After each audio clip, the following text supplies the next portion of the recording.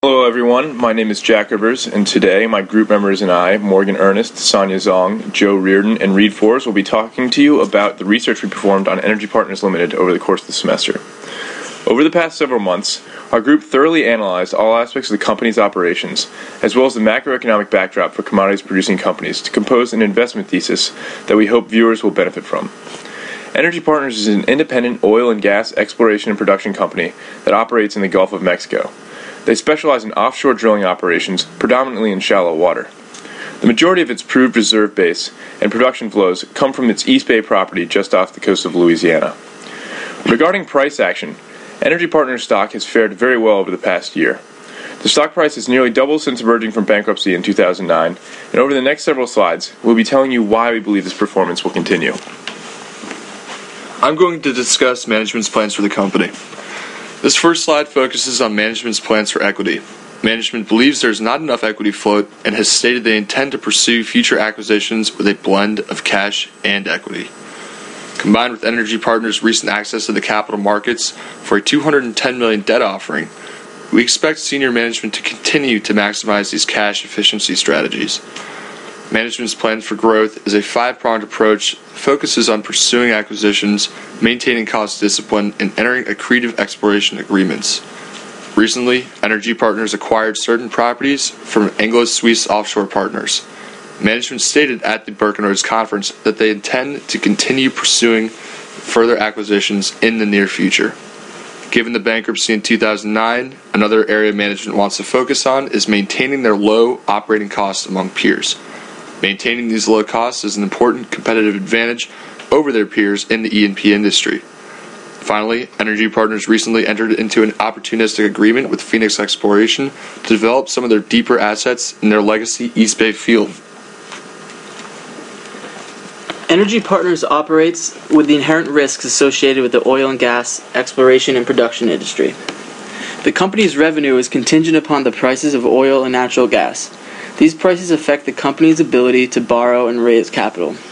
Oil contributes to over two-thirds of Energy Partners' revenue, so it is much more vulnerable to the volatility of oil prices than that of gas prices. Energy Partners must comply with state and federal regulations as well as with the regulations of the SEC. Regulatory agencies include the Environmental Protection Agency and the United States Department of the Interior. Oil and gas companies are responsible for the impact on the environment. They are responsible for detecting and repairing spills, leaks, and blowouts to avoid their substantial environmental and financial consequences. The company operates entirely in the Gulf of Mexico, so it is susceptible to the Gulf's inclement weather. As seen in the past, hurricanes can disrupt or shut down operations and cause long-term setbacks. As a result of a Chapter 11 bankruptcy reorganization, Energy Partners has the lowest current ratio among its peers of 0.82, which may raise investor concerns about the company's ability to meet its liabilities. Energy Partners' proven reserves are comprised of 68% oil and 32% natural gas. This oil weighting is relatively high compared to its industry peers. These reserves are divided among their numerous properties in the northern Gulf of Mexico. The largest field to the east is the East Bay field, directly south of New Orleans, which contributes to 42% of the company's total reserves. The ASOP acquisition was extremely significant, contributing to 24% of the company's total proven reserves. Here we have a peer comparison chart. Energy Partners' main peers comprise Callon Petroleum, McMoran Exploration, Stone Energy, and W&T Offshore. These companies are predominantly engaged in acquiring, exploring, developing, and producing oil and gas properties in the Gulf of Mexico. Energy Partners is one of the smallest companies in its peer group based on market capitalization and price-to-book value, primarily because of the company's emergence from bankruptcy in 2009. However, you can see that despite its significantly smaller market cap, it holds its ground in EV over EBITDA, return on assets, revenue, and return on equity. Institutional mutual funds hold 86% of all shares outstanding. Wexford Capital, the largest holder, owns 17.65%, followed by Carlson Capital with 10.07% and Smith Donald & Company with 6%. Energy Partners faces a significant risk if Wexford Capital changes its investment thesis and sells the company's stock. The major mutual fund holders include the Royce Value Plus Fund with 4.04%, the Vanguard Small Cap Index Fund with 1.19%, and the iShares Russell 2000 Index Fund with 0.96%. Here's a photo from our visit with Energy Partners top management at the company's headquarters in New Orleans, Louisiana.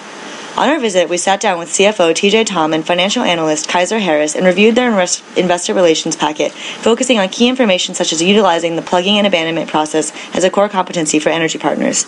At lunch, we were joined by CEO Gary Hanna, who discussed the company's strides towards being an industry leader in cost efficiency. In order to value Energy Partners, we used 4 different methods to arrive at our projected stock price. First, we used a discounted cash flow method after forecasting their cash flows and financial statements through 2020. Next, we used 2 different enterprise valuation methods based on the industry standards, one based on their earnings before interest, taxes, depreciation, and amortization, and the other based on their approved barrels of oil equivalent. Additionally, we used a price-to-book value method and a price-to-earnings method. We weighted all of these methods equally and arrived at our target price of $25.94. In the past 52 weeks, the stock has been as low as $9.61 and is currently at a high of $18.06. Within the past 12 months, the rate of return has been nearly 40%, and as a result of our 12-month target price of $25.94, we have assigned the stock a market outperform rating, and based on our target price, an implied rate of return of 44%. Disclaimer: the Birkenroad reports are produced solely as part of an educational program at Tulane University's Freeman School of Business. These reports are not investment advice, and you should not rely on them in making any investment decision.